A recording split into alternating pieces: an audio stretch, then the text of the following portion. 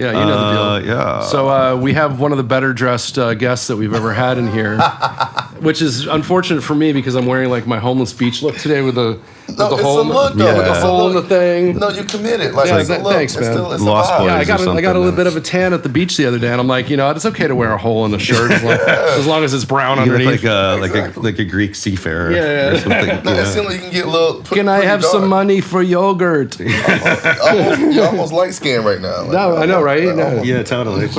Mi blanco. Yeah, exactly. Yeah. When we used to go out in the summer for the entire summer, we'd have like those copper tone tans with like the little slinky Little, white stripe. ass. Yeah. And I'd go chocolate, vanilla.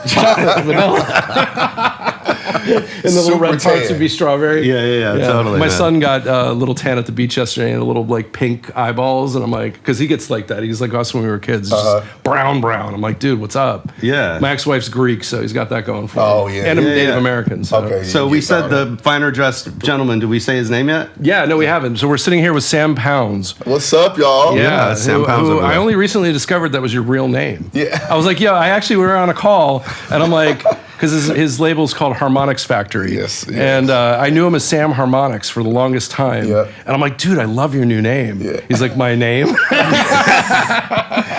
Yeah, because How'd you come up with that? He's like, my parents did. my parents did, man. Because I was going by, Sam HARMONIX for a while because Right. it was more so. You met me more as a producer. I you know what I'm did. saying? I And did. So, Which you're still a very talented producer. yeah, so and it works for that. You know what I'm saying? So I have, Yeah. of course, I have my LLC and all that Yeah, stuff. for And sure. They have HARMONIX Factory, and I had a whole thing like Sam Align Minds Harmonically. That's what that was. Oh, right on. And It's a great name. I mean, but then when it came to kind of like refreshing shit, it was. I can say shit, right? yeah, absolutely. Okay. Say whatever. Joel's the one who Are you curses. kidding? I'm like the one that's like Joel's flipped the out one who almost. flags our YouTube algorithm with too much cursing. Yeah. Let's go. We're like Yeah. beep, beep, beep, beep, beep, beep.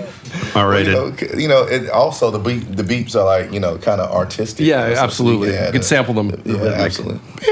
But anyway, I was, refreshing, the artistry because when I went out to California, I was really out there to produce Yeah. and then entertain. Right. You know what I'm saying? So I was doing all the private shows, private this, private that. And then I was doing Delilah and Sayers Club. That's awesome. And all this stuff. Great So places. It was, I had the artistry there because I was either producing or singing, but, really focusing on it, I was like, I got to go, as my new name, I got to kind of switch it up so we can kind of differentiate just the path. It makes total sense to me, and for branding purposes, it's a great name. I'm like, Sam Pounds. I'm like, pounds of talent. Pounds of Pounds of talent. talent. Money pounds. It's almost Money pounds of weight. It's moving weight. Totally, dude. But then it's also the porn side of things. Yeah, absolutely, definitely, man. absolutely. By the pound. When you were doing shows in Los Angeles initially, were you doing your own material as well, or was it a bit of everything? A bit of everything, a little bit of my own material, and then of course some covers. Right. And honestly, doing the covers live, you kind of get like a sense of what people want from you. Yeah, absolutely. And not until I started doing the covers live and seeing the reaction, but also feeling it in my voice. Also, my voice changed. My voice. Yeah, my voice used to be like kind of light and. Well, I remember it being different, but I didn't realize that you didn't change. You sang differently, right? Yeah. Okay, got and it. so it Okay. was. It's like, no, I just hit puberty. But yeah, my voice dropped in 2019. Did it my voice really? dropped and got raspy and everything. All right. But Well, I think it's cool, man. I kept my upper register though. So. Yeah, it works. I'm all falsetto personally, so perfect for a metal band. You know what I'm saying? So you got Damn, man. Wow, shit, man, I can't go that high. You got all. Nah. So I kept all the range. Ran a couch. We wrote that. Yo, who rolled the blunt? He's the fourth party I'm in gonna do this. the hi hat pattern. And so look, I had to go with Sam Pounds, and I had to go with a shout out to Sumerian because he's with Sumerian Records. Yeah, Oh, nice. with Sumerian. So it's all Virgin Music Group family. Absolutely. Yep. And Jacqueline. Yep. Yeah, Jacqueline. She came to my show at the Whiskey and Go Go. Amazing. Fantastic. You're getting support from the president. That's amazing. Absolutely, man. Yeah. And it's just been this thing. But to be honest with you, I feel like I have a new voice, Right. Because I didn't have the rasp, I didn't have the 2 extra octaves, Right. And it was just this weird thing, like how in the world You can still hit those notes, man. Yeah, That's fucking awesome. It's weird, and so we needed to kind of craft music around that, Right. and around the live performance energy, and so Is there a band? it's not a band, it's just me, Sam. So but I do have a band now. Right. I meant like when you were performing live, was there a band? Oh, absolutely. Oh, okay, great, wonderful, Absolutely, wonderful. because you got the best live musicians, coming from Berkeley. A lot of 100%. people directly from Berkeley.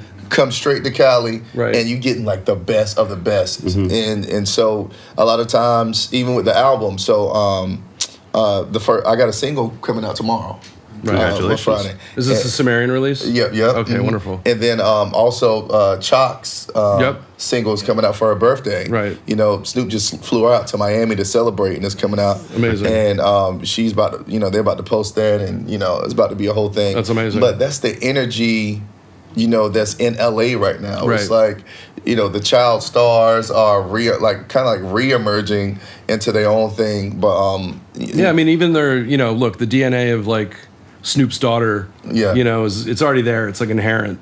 Whether or not they want to be artists is up to them, right? Yeah, and it's and you work with her as a producer and a songwriter? As a producer, songwriter, engineer. That's excellent. And one thing about Chalk, me and her, we just clicked. Shout out to Wayne, to her soon-to-be husband. Amazing. But, we started working together like 2 years ago. And it was just one of those things where I was working with Jamie at the same time. Jamie Foxx. Right. So you produce for him as well? Yes. And we're going to be releasing some stuff. Oh, good. I mean, that's exciting. Wait, with who? I love him. Jamie Foxx. Yeah. With Jamie Foxx through whom? I mean, we're always trying to work the distribution angle. And just for sake, we do distribute your label. Yeah. So we do work with Sam on his label. I love these guys. Some Jamie Foxx records. Thank you, man. That We sounds love you pretty too. good, man. Yeah, so love you too. we got some stuff coming, and it just took me a while to establish trust, right? Right. Establish. It's hard trust. in this industry. Yeah, it is. Right. It is, and so You never know what somebody's angle is. And bro, I had to produce and make. I think about the tracks that you have to do that no one hears. I did about 70 to 80 tracks. I believe it. With Jamie and with Chalk, and that probably may never see the light of day. But those tracks were, in that time, was to build trust, because you're not necessarily getting paid. No doubt. While you're building. Yeah. No doubt. And you just have to have like you got to have the durability. That's a good word. And That is right. You have to have the Team spirit, man. the Absolutely. spirit, Yeah. but also that figuring out thing, because while you're building, you still have to make money and 100%. 100%. That's where the entertainment, That's live the performance right. came Yeah, in. man. Amazing. Because I was able to make upfront cash, Right. and then also production, right? Right. And so producers, they get paid fast. Yep. Entertainers get paid fast, and that's how I was able to probably. Just stay above water, right? Of course. Because we had the pandemic and all that stuff. Right. And then and be seen in the right areas. Right. Great. And so now More build importantly, connection. that's like not only just getting the bread, but also getting like the notoriety. Right. Right. And it just so happened, like anybody, y'all seen the movie Day Shift, right? Yeah. On Yeah, Netflix. And so I did the theme song to that. I was going to ask you about that. You've been doing scoring. Yes. Right. Okay. That's excellent, man. And I mean, just that's the musicianship coming in, but also it was, everything got shut down during the pandemic, so Jamie wasn't going anywhere. Right. And I had met him singing at Delilah, which is Drake's club on Santa Monica, like close to West Hollywood area. And I was, I was doing Purple Rain or something like that. Amazing. And Jamie pulled out his phone. Doing the Jamie thing. Yeah. The energy was insane. Amazing. And then after that, the after party was at Jamie's house. Oh, all right. And so, he goes straight Like to there's the piano. Right, here's the piano. So what ends up happening at Jamie's house, it turns into like another session, another single. Late, I'm talking about until 4 o'clock in the morning. We're doing music. We're in the studio. That's amazing. He figured out what I was able to do in the studio because he just saw me singing live, and he was like, "Oh, it's incredible, man." That's so. Is like there a studio at Jamie's house? Absolutely, absolutely. I work there all the time. Amazing. It's a crazy, amazing space. When you guys out in LA, like come see. We'd love to. Let's come up there. We shall. Love to. And you know we bust some jokes out. Yo, we've done. I'm sure you laugh your ass. Dude, I'll bring my joke book and everything. Let me tell you, Jamie will have you on the floor. Yeah, I believe it. I've seen his Trump impression. It's like next level. When he does these impressions, it scared me a little bit because I'm like, I heard the Trump one. I'm like, yo, you're better than any Trump impression that I've ever seen. Absolutely. And then Mike, when he does Mike Tyson, I forgot about that. Yeah, there's some unbelievable ones. He's so good. Unbelievable. And so just to. It's just been such a blessing. That's incredible. But you never know. Being in the soup, right? Yeah. Being in LA, being out, doing, but legitimately performing. Putting yourself out there. You know, it's kind of like when I was doing A&R in the early days, and I'd walk into a club and be like, "Who the fuck is this band?" Or I'd be there to see an artist, and I caught the opener, or I stuck around long enough to like see the band that I wasn't there to see, or the artist that I wasn't there to see, and I'm like, wow. Crazy. Like, I might be disappointed in the one that was hyped to me. Right. Like, yeah, the lawyer told me to come, and the manager's here, and, you know, whatever it is. And then you're there, and you're like, oh, my God, I came to see the opener, and the opener was better than anything that I, you know, ever imagined. Man, I but love discovery is, like, an incredible process. It doesn't have to happen all online. I love that you're in real life. Well, like, you know, back in the day, like in 2016 or 17, when I had a meeting with you over at Republic. I was going to ask you, how do we meet? We met, so... Because, I mean, not that I don't totally remember, but I always don't remember the genesis point. Right. Yeah. So the genesis point was, it was this guy I was producing at the time. I think his name was like Ricky Jarman or something like that. Sounds familiar. And Ricky Jarman had a meeting with you. He had somehow got a meeting with you. I remember coming up to Republic and then meeting Ariana Grande. She was sitting there. It's wild. Like, you just be like hanging out, like eating broccoli and stuff. Like just waiting. And then we had our meeting, and I was there just as the producer. But then you were curious. It was like, you have music? Let me hear your music. Yeah. Man, I'm never gonna like shut everyone down. Like, no, I'm only here for him. Yeah. You never know where it's gonna come from. Right. And so I started. No. Segment this part out. And, you know, it does bug out artists though. They're like, this meeting is about me. It's all about me. And I'm like, dude, it's not about anybody. It's it happened in such an organic way. Because also, you know, Ricky, he was like championing. It was, listen to his music, such and such and such. Because when I was producing him, I was writing the full song and producing it, and you know, just hey, sing this, vocal producing it. And so when I played like this record called Hypnotized. Yeah, I remember that. And which is about to come out now. Oh, wonderful. You know, it's like 8 years later. Yeah, right. Isn't that crazy? But the thing is, great songs transcend production and time. Yeah, but you was like, oh, this is crazy. Yeah. And that record is what kept us, kind of started the relationship. Yeah. Then he wanted to hear more and more and more. It's funny, 8 years, it's taken us 8 years, but here we are working together. Yeah. On, distribution level at least, and we're still friends. Absolutely. I hadn't talked to you in years. Yeah. There are people in my life that can just show up, and I'm like, cool, man. Yeah. Like, I'm like, you know what I mean? Like, just pick up where we left off. Like, we've already built our trust. Hold on, wait. And we're going to build trust, too. Yeah, absolutely. That's what we're doing. Look, if Jason loves you, I love you. This podcast is like a trust fall. Yeah, most of the people that like, they already assume I'm Jason anyway. So I'll be like outside of Universal in California, and they'll be like, Jason. Right. Joel, we're trained to respond to each other's names. For the longest time. Jason, and I like turn around and like I stopped doing that once I got my own reputation in the music industry. And then they like, Jason, why are you ghosting me? And like sending Jason angry emails and stuff for like. No, you never ghosted them. What Joel would do is he'd go in for the hug. Right. Yeah. I'd get as much as I could out of it. And then he'd like look at them and be like, I'm Joel. And they'd be like, who's Joel? And like he never bothered to tell them there's a secret brother. Often would be like, you have a twin brother? I didn't know you have a twin brother. Like, he's like, he lived in Wilmington, North Carolina. I know you're from North Carolina. Right? Joel lived there. He wanted to be a surfer for one summer. Yeah, I just wanted to get the fuck away from Brooklyn for a minute. Absolutely. And he did. First week, that's I'm the there. complete opposite. Except for if you go to Long Beach. Long Beach. It reminds me of Wilmington. Yeah, it totally does, man. Yeah. So tell the story. So I'm like walking down the street one day in Wilmington, North Carolina, which is like Dawson's Creek. Jason! And I'm like, fuck. And I turn around. Get away from I just turn people. around, and it's our friend Dan, or Daniel Savage. David Agnew. No, it was Daniel Savage. Was it? Yeah. Oh wait, I thought it was David Agnew's brother. No. Oh, okay. Maybe it was. I don't know. It was Daniel Savage. He was there on vacation. And he was there on vacation. I was like, what the fuck, dude? Like, and He's like, dude. really tripped me out. Daniel Savage is like, dude, I didn't know you had a brother. No. I didn't know you had a twin now brother. It's like all like, now people get it. Now that we're leaning into the music Twindustry thing, we go to the conferences together. Yeah, we were in Nashville for Music Biz like a couple weeks ago, and it was like equally disturbing how many people knew Joel. Right. Crazy. Next time we'll go with the tiny mic. Yeah, we got the tiny mic for the Man on the Street When did podcast. you guys decide to have different hair? Because for a little while, you guys had the same hair. We wouldn't see each other. Yeah, this is the thing. funny. Joel lives in New Jersey now, so we wouldn't see each other for like a year or 6 months or whatever. We do this every week now, so we're often seeing each other. Joel came in today, clean shaven. I had got like a haircut. Santa Claus fucking beard yesterday. Yeah, he had hair up it was on his in my cheeks. mouth. It was I had like disgusting. a full on like just like shit down here. My You were leaning into the My homeless wife thing. was like, "Come on, man." Yeah. And my in-laws, her parents are coming on Saturday, and they haven't been to my house in 7 years, and so it was getting critical. And so like, but the woman went in and she sort of just did everything super short, and I was like, fuck it, because I'll look like a garbage bag in about a week anyway. Yeah, you will. Your hair grows So fast. It's just like. But I did the same thing yesterday. I went and got a haircut and a shave. You did? I had a pretty long I beard didn't know too. that you were Yeah, doing that. see, I did it yesterday. That's pretty. That's the thing is that's we don't funny talk. timing. We don't talk about our grooming, right? Yeah. And so I wouldn't see him for a minute, and we'd have the same haircut, same beard. Hilarious. You know, this was prior to Zoom happening every day as well, and we're on the same it's calls. kind of wild.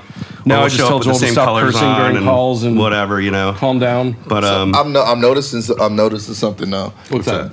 You have more. I have tattoos. Joel has no I have tattoos. 0 tattoos. Okay, so Yeah, now, we've covered this. Thanks on for other- interviewing us too. I Yeah, appreciate you know, it. no, because I'm just, this is like the discovery Yeah, moment no, for me. we're because all getting to know each other. Because Yeah. I wanted to see you guys live. Yeah. And while I've seen you, but like Yeah. you guys side by side, I was like, how I'm gonna. Yeah, how Joel I'm has gonna- earrings. The day after Jason I got took his earrings married, I out. took my plugs out. Yeah. I had like pretty big plugs, Yeah. and then like the holes have now gone to like nothing.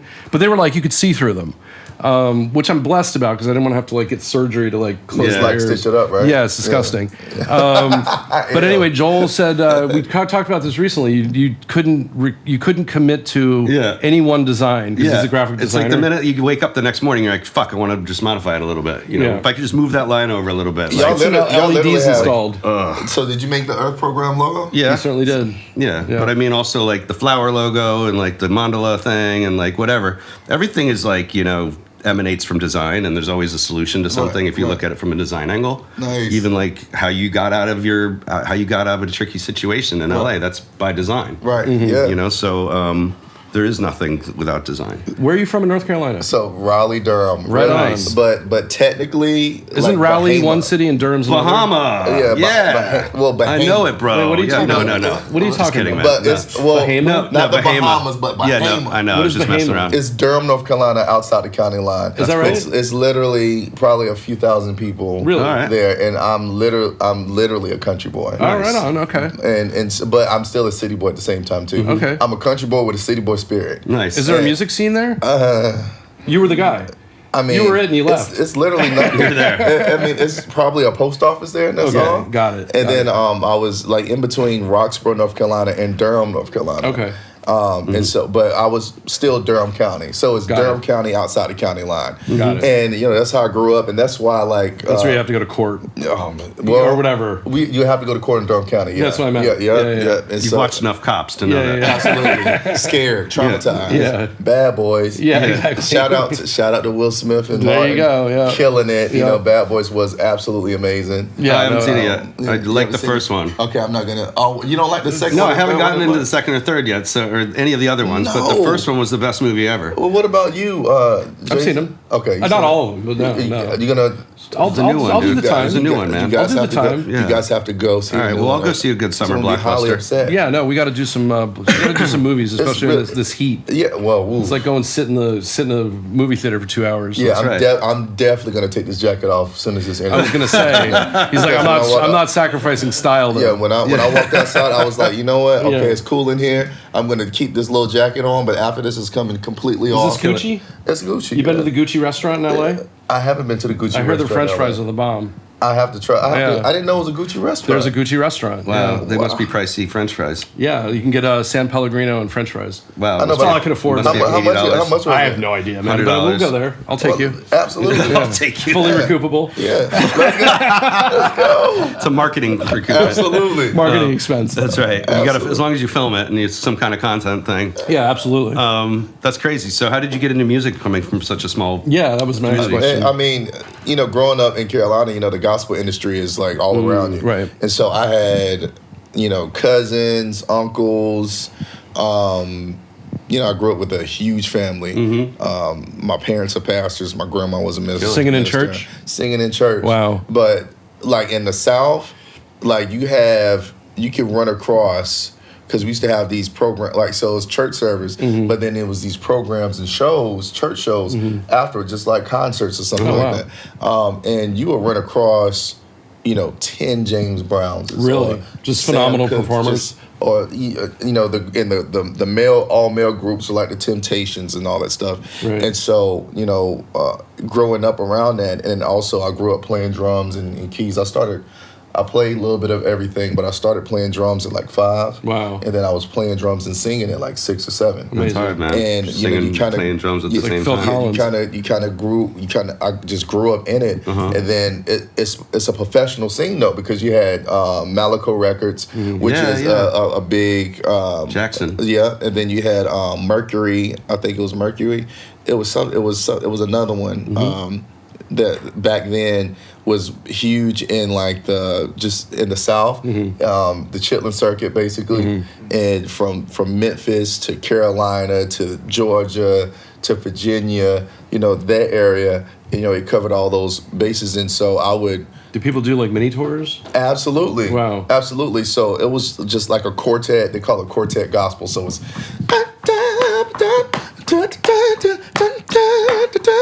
And so it's like D'Angelo. Yeah. The D'Angelo influences come from there. James Brown.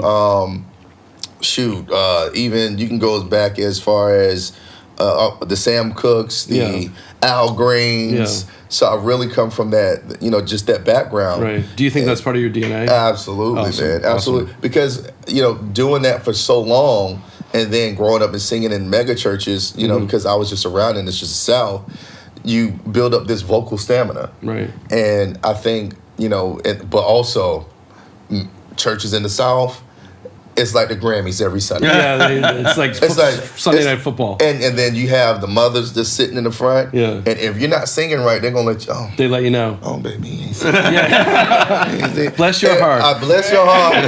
Which we know is a nice way to say fuck you. Absolutely. And so you grow up, with this standard, and you don't even realize this, But this is like bigger than like major cities, right? Where it's like you can't sing. Yeah. It's almost like the shame of not singing well in church is way bigger. Way bigger. And then also, it's past singing. Like, you can't just sing good. You have to perform. You have to do engage the crowd. You have to do all of these things. And it became, and that's why I think naturally I became a performer, and entertainer, because it was just taught. My grandmother. Awesome. You can't pay for that kind of stuff. You can't, right? Can't. Some people can wail, but they can't perform. Exactly. Right. I agree with you, Joe. Exactly, and I saw that when I was in LA, and I was like, why am I getting this reaction more so than this? They'd never seen anybody like you before, and it was because usually someone that grew up in church stays in the church, right, and sing and sing. They're not breaking out, right? They're not breaking out, and so I feel like I followed the old school. Are there church stars? People were like headliners and like the Chitlin circuit, like you called it. Absolutely. Like where it's like so and so's playing, we gotta go. We're driving 2 hours to some bumfuck town in North Carolina. It's people it's groups that you probably never heard of. I believe it. I mean, it's amazing. Insane. Really? I'm talking about insane. Literal rock stars. Wow. I'm talking. But they're never gonna break out of that thing. Never gonna break out of it. Right. Maybe they don't even want to. They don't want to. Right. But when I realized that these were if if it was back in the day, and like say you was running a label, and you was going on, you would probably hit those circuits, to see who you was going to sign next, because that's how amazing it was, and that's how amazing it is now, and that's how it was when I grew up, and so that level of things, you know, you tend to, you don't know, you don't know how great it is until you realize musically what you absorbed, and then you go out. Usually you got to go out your hometown after a while, and you blossom. See how special you are. You know, and it's like you don't know. And that's nice to know that there's not a lot of arrogance in that. You know, like it's special. Yeah, because I mean, honestly, you see so many people that are equally as amazing. And so you always have this bar. I feel like I didn't get to where I'm at vocally until I got this little extra edge by accident, which was in 2019 when my voice dropped. Yeah, what happened? I don't know. Okay. Like all of a sudden, you know, I thought I was hoarse. Okay. I thought I had vocal nodules and stuff like that. Did you get it checked out? I went and got checked out and everything. I was like, "You're just fine." I was like, "Well, what is this rasp?" And you didn't sound like that before. Right. I would play a recording. My falsetto and everything sounded the same, but my chest voice had this. You know, I went from a tenor to a baritone, and it was this growl, and when I was singing like, "It's a man's world, but it don't mean nothing without a woman over, girl." It's like this thing, and I get, it was just this like, how in the world did I keep all of that? And so I was like, oh, I got my advantage now as a vocalist, it's unique because I don't have to. I used to have to stack my voice like 1,000 times for it to get that, you know, get the same effect, right? Now I can have one track in the middle and then change the genre, change the wild song, and now I tell people it's not rock and roll, it's rock and soul. Yeah, I like that, man. Yeah, bro. I like that. But all accidental though, all accidental. So I'm just grateful that I don't know what the hell is going on. Yeah, gift from God. The timing, cool. the timing and everything is just amazing. You know, you winning the lottery. And by the way, I mean that was timing with like you creating new songs and being Sam Pounds now, and like and maybe that was like the putting the Sam HARMONIX thing to bed and the Sam Pounds being born. Absolutely, absolutely, and that's like the single that I'm releasing tomorrow. What's it called? It's called Motives. And it's featuring this guy named B Slade, who has like a B Slade. B Slade. Great name. His name used to be Tone. Okay. And he used to be a huge gospel artist back in the day. He was literally like the gospel prince. Okay. And so I had so much respect for his voice because, excuse me, I was introduced to him via John P. Key, who is the king of gospel. He's from Durham, North Carolina. Okay. The queen of gospel is also from Durham, North Carolina, which is Shirley Caesar. Okay. And so Tone, now known as B Slade, he was like a child prodigy, you know, and so that's when I knew how, you know, he kind of gives you the limit, you know, or it shows how limitless the male voice can be. Right. And that's and it opened my mind, and so you know, and he produces and he plays every instrument and everything. So I kind of modeled my craft after the princes of the world, Tone. How did you guys link up? We ended up linking up. How do we end up linking up? There go the Genesis thing again. It's okay. We never. Sometimes I don't always know. Yeah, it's like cool. We're friends at least. Absolutely. And so I think we met officially online, but didn't do a show together until like 2017, 16. Okay. And you know, it was.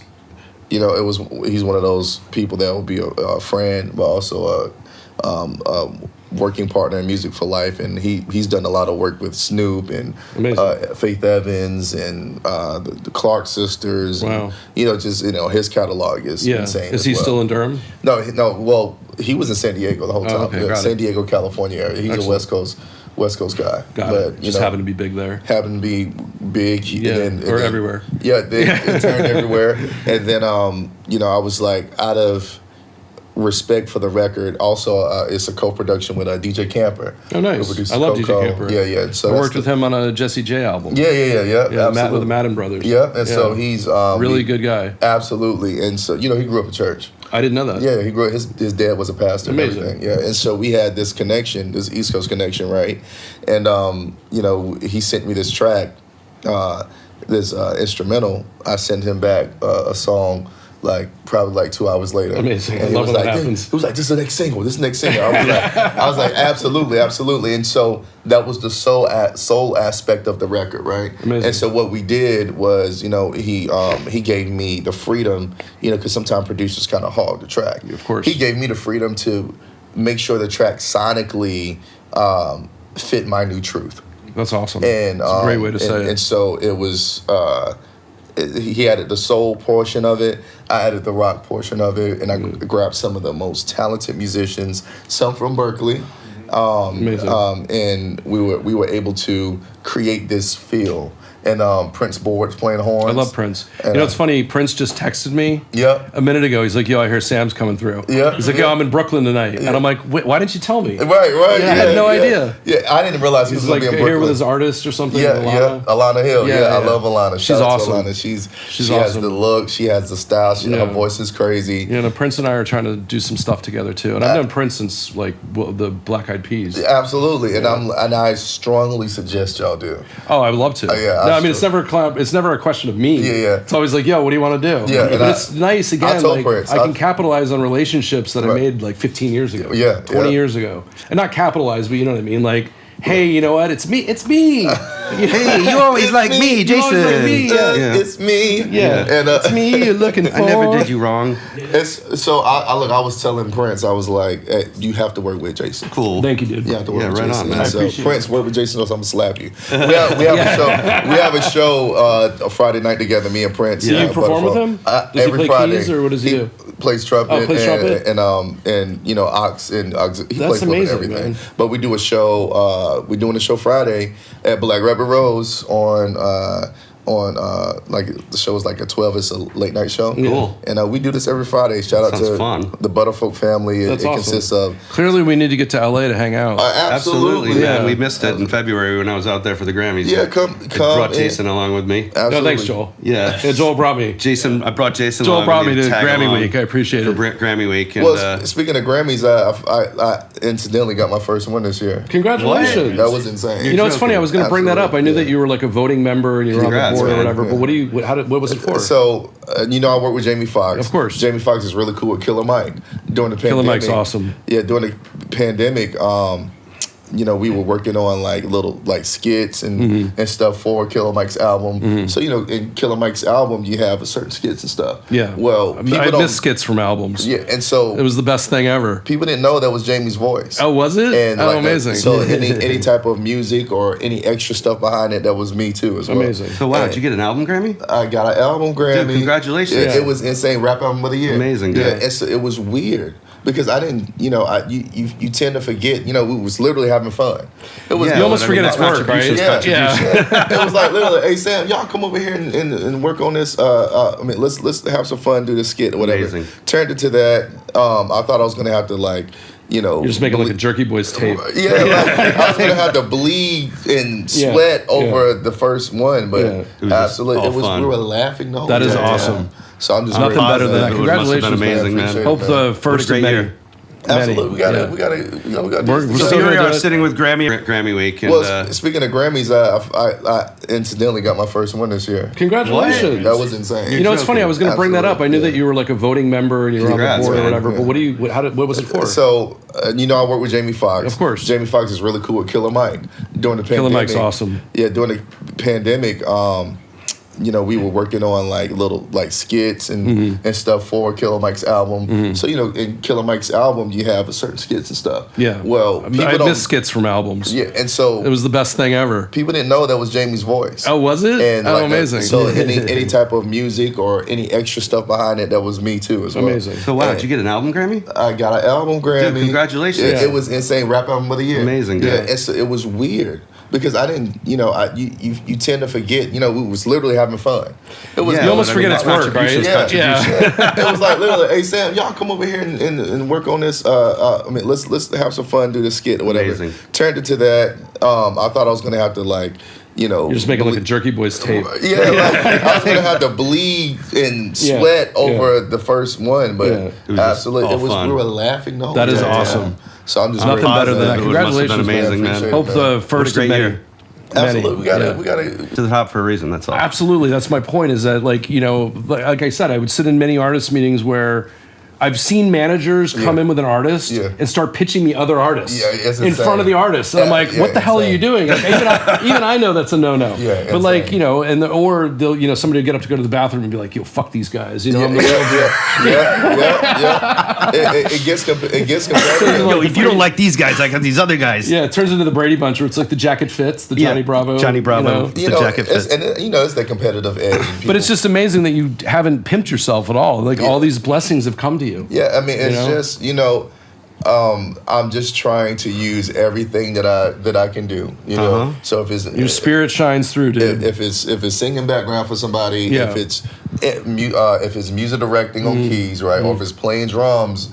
Or whatever, or writing a score. If it's, I love it. Whatever it is, I just try to make sure I do it. That's so well said, dude. If you ever need Joel on a bar, if you ever want me to lay down in a cut, let me know. Let's go. So is there anything you want to tell the audience about, like being an artist or being in the music industry or anything like that? Yeah, you have to be durable. Like you have to be durable, be patient, and be true to yourself.